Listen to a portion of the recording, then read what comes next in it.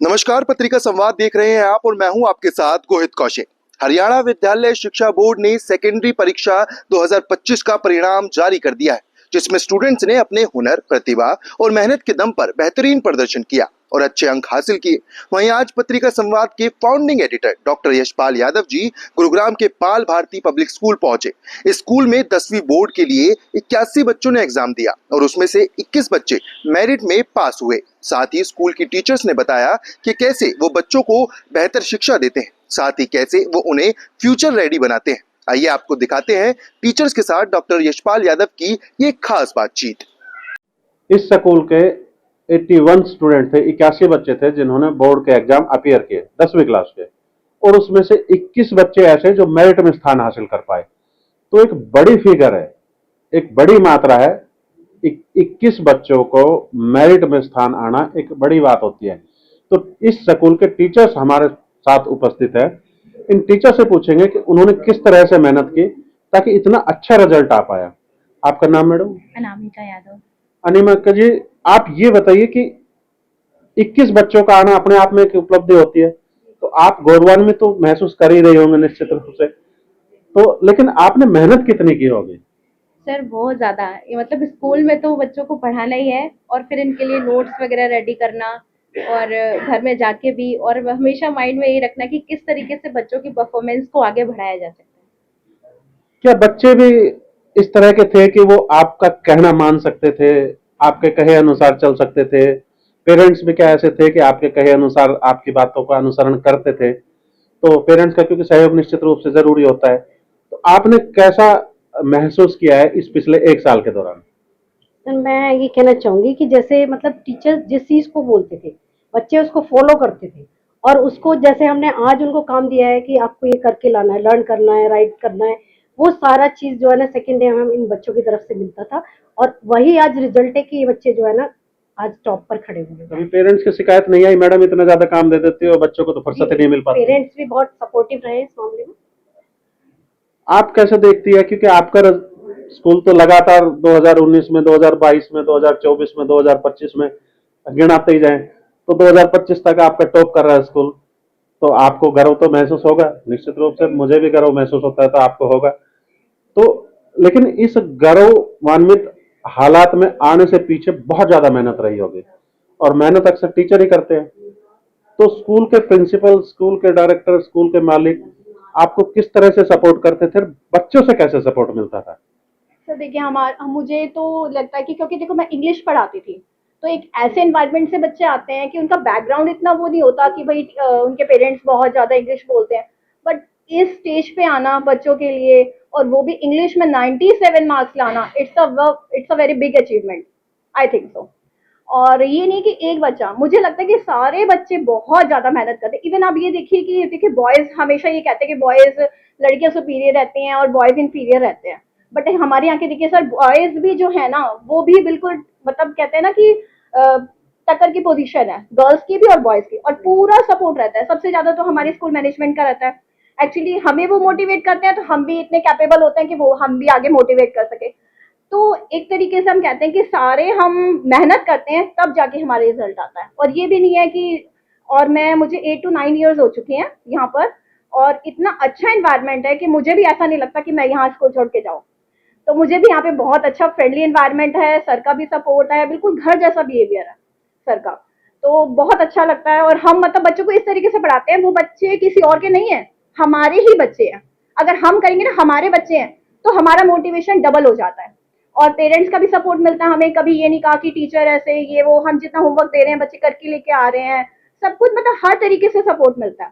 तो इसीलिए आज लगता है कि हम इस पोजीशन पे हैं, और आगे हमारी कोशिश रहेगी कि डिस्ट्रिक्ट टॉप तो हम कर चुके हैं, बट आने वाली ईयर्स में कोशिश पूरी रहेगी कि हमें स्टेट तक टॉप करना ही करना है। निश्चित रूप से मुझे भी आज आप लोगों की बातें सुनकर, पेरेंट्स की बातें सुनकर, बच्चों की बातें सुनकर ऐसा तो निश्चित हो गया है कि आप निश्चित रूप से हरियाणा को टॉप कर जाएंगे एक दिन। तो आपका क्या अनुभव रहा पिछले 1 साल के दौरान?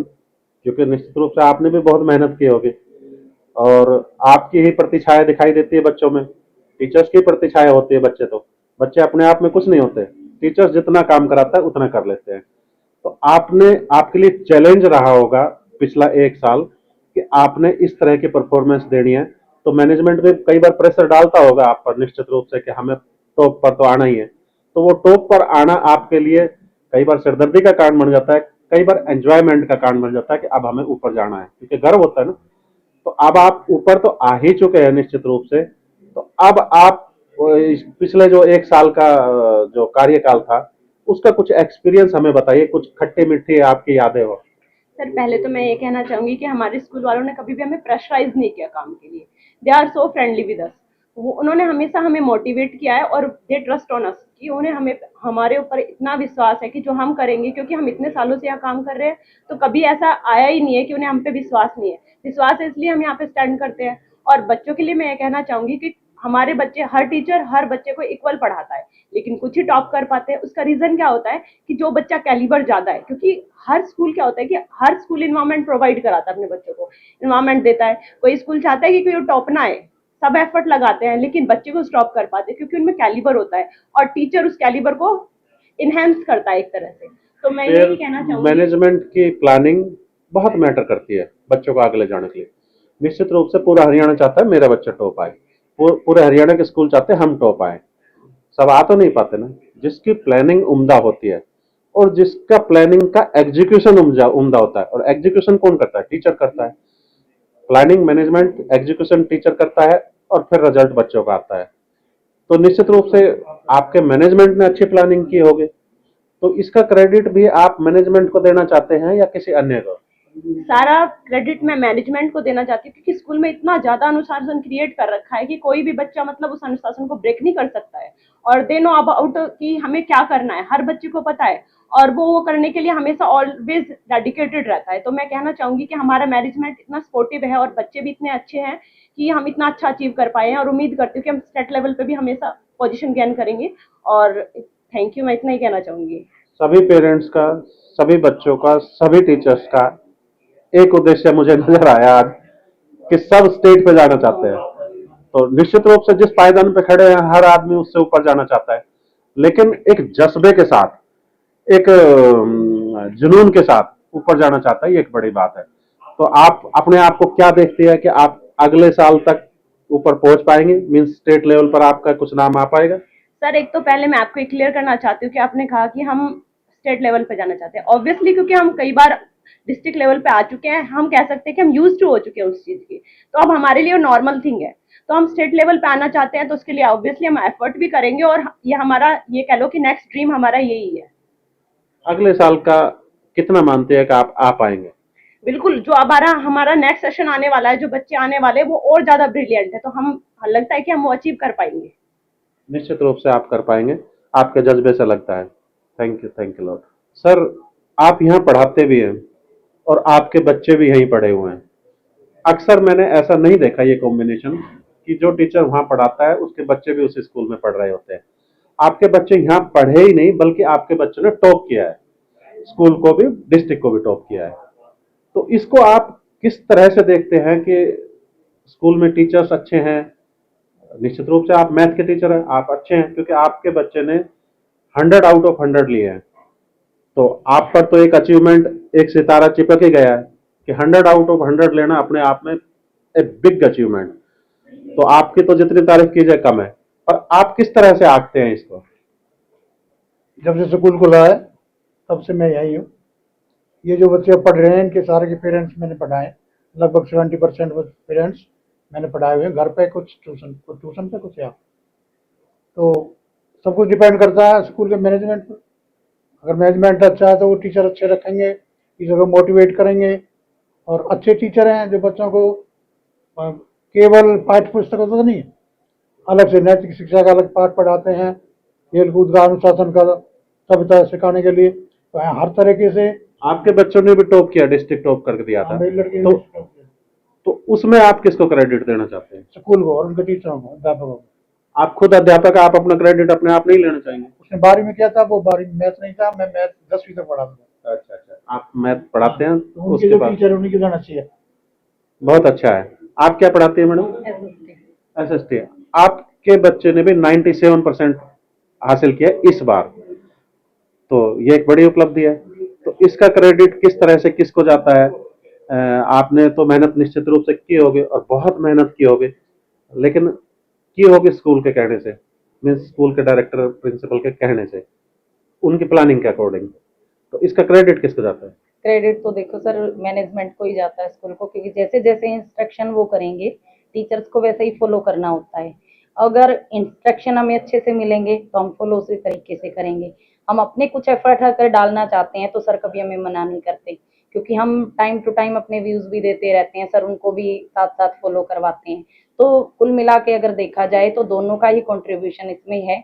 और साथ साथ मैं ये भी कहना चाहूंगी कि हमारे साथ अगर बच्चे मेहनत ना करें तो वो भी नहीं निकल के आएगा। अगर दोनों मेहनत करेंगे तो बच्चों की मेहनत साथ में है तो तीनों का कंट्रीब्यूशन बराबर का रहेगा उसमें। तीनों का कंट्रीब्यूशन बराबर का होता है, ये बहुत अच्छी बात है कि मैनेजमेंट प्लानिंग करता है, टीचर्स मेहनत करता है, बच्चे रिजल्ट लेकर आते हैं निश्चित रूप से। तो अब एनईपी आ चुकी है, क्योंकि पढ़ाई का एक नया दौर शुरू हो चुका है।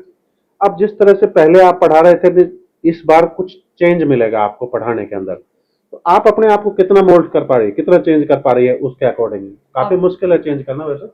चेंज करना मुश्किल नहीं है, अगर हम चाहें तो काफी चेंज कर भी सकते हैं, हो भी सकते हैं और बच्चों को भी चेंज कर सकते हैं। जब हम इतनी एबिलिटी रखते हैं कि अगर मैनेजमेंट को कुछ अपना व्यू दे रहे हैं तो वो हमें फॉलो करना चाह रहे हैं, तो मीन्स हम में कुछ गट्स हैं। और बच्चे भी जो हम इंस्ट्रक्शन देते हैं बच्चों को, बच्चे उनके ऊपर चलते हैं तभी रिजल्ट निकल के हमारे सामने आता है। और जो रिजल्ट अब आया है वो हमें ऑब्वियसली मोटिवेट कर रहा है कि हम इस लेवल को और अपना क्रॉस करें और आगे बढ़ें।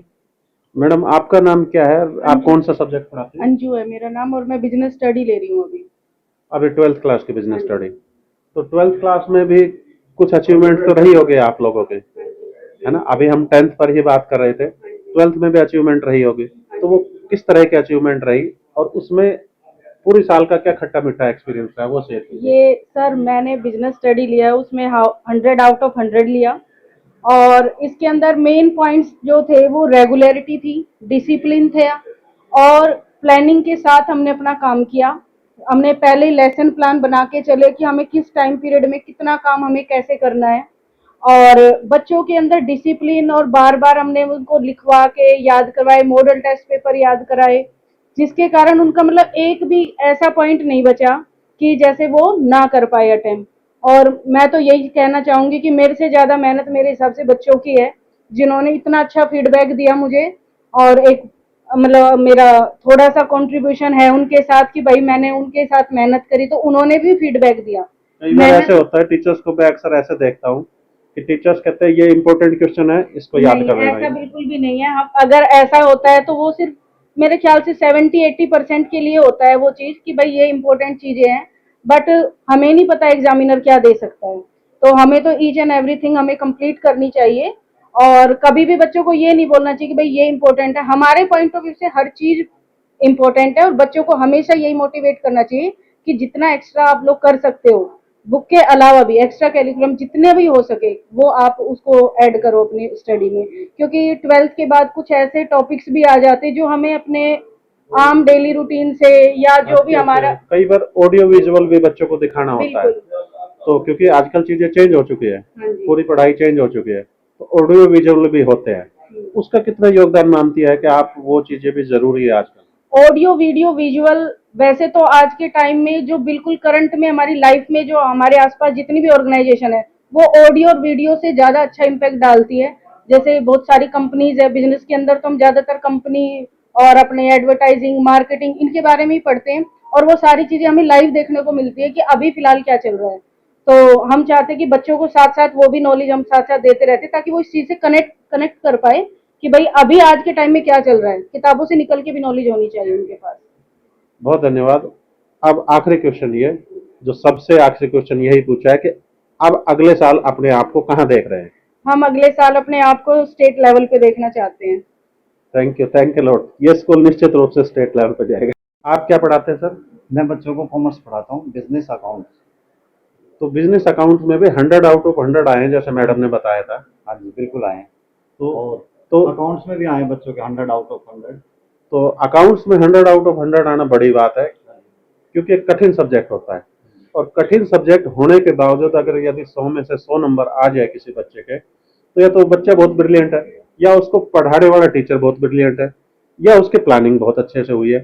तो इनमें से आप किसको क्रेडिट देंगे? देखिए, एक चीज कभी भी मायने नहीं रखती, सारी चीजें मायने रखती है। बच्चों की मेहनत भी मायने रखती है, टीचर की मेहनत मायने रखती है, मैनेजमेंट की मेहनत भी मायने रखती है। और ये चीज मैं अपने सर से सीखता हूँ, क्योंकि हमारे सर है ना मैनेजमेंट में, वो पॉजिटिव चीजें देखते हैं नेगेटिव चीजों के अंदर। मैं भी उनसे यही चीज फॉलो कर रहा हूँ। तो वही चीज फिर मैं बच्चों के साथ अप्लाई करता हूँ कि जो बच्चा नहीं कर पा रहा उनको भी हम मोटिवेट करते हैं कि आप कर सकते हो। ये कोई नहीं है कि जो बच्चा इंटेलिजेंट है वही कर सकता है, आप भी कर सकते हो। इस तरीके से फिर हम बच्चों को नीचे से ऊपर के लेवल पे लेके आते हैं। अभी बोर्ड ने एक सर्कुलर दिया था थोड़े दिन पहले कि आप बच्चे को नालायक नहीं बोल सकते, आप बच्चे को गधा नहीं बोल सकते, आप बच्चे को बेवकूफ नहीं बोल सकते। तो इस तरह के जब हाथ बांध दिए जाते हैं टीचर्स के, तो फिर आप कैसे मैनेज करते हैं? देखिए, हर बच्चे में सारी एबिलिटी नहीं होती है, हमें बच्चों को थोड़ा सा मोटिवेट करना चाहिए। अब अगर हम उन्हें बार बार नालायक बोलेंगे, गधा बोलेंगे, तो डिमोटिवेट होंगे इस चीज से, फिर वो जो करना चाहते हैं वो नहीं करेंगे। अक्सर को तो हमें यही चीजें कहनी है, तो इससे अच्छा हम ना करें। लेकिन अगर हम उनको नहीं बोलेंगे, मैं तो इस चीज को पॉजिटिव वे में लेता हूँ। ये चीज बोर्ड ने अच्छी की है कि अगर बच्चे को हम ऐसा नहीं बोलेंगे तो वो करने की कोशिश करेगा, फिर वो हमारे साथ कंट्रीब्यूशन करेगा मेहनत करने में कि सर हमसे उम्मीदें लगा रहे हैं तो हमें करना चाहिए ये चीजें। काउंसलिंग का कितना % योगदान होता है उसके अचीवमेंट में? क्योंकि बच्चा जब मोटिवेट होता है ना, तभी कार्य की तरफ जाता है, और बच्चे डिमोटिवेटेड बहुत जल्दी हो जाते हैं। तो क्योंकि ये बच्चे का स्वभाव है, उसकी नेचर है कि डिमोटिवेटेड हो जाता है। तो बच्चे की आप काउंसलिंग करके उसको मोटिवेशन देते हैं, इसका योगदान कितना % रहता है उसकी अचीवमेंट?